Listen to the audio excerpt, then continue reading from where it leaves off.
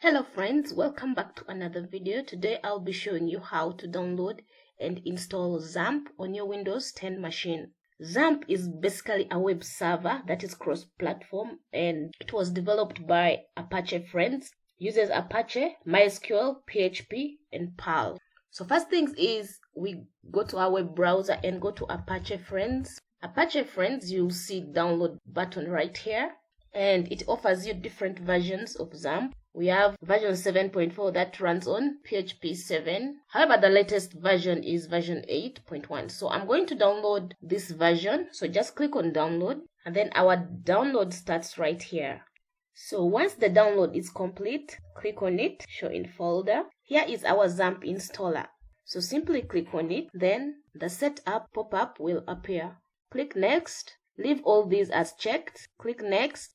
The default folder is C, Xampp, click next, and then the language is English, next, and then next, and then setup is now ready to begin installing.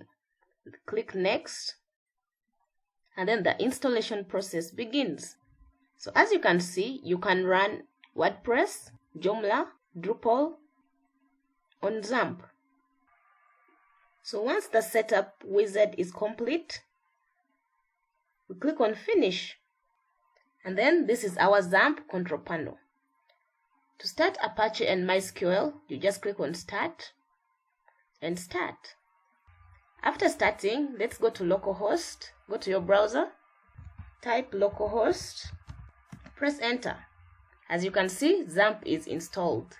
We have my PHP admin, PHP info, we have applications and how-to guides. Thank you so much guys for watching.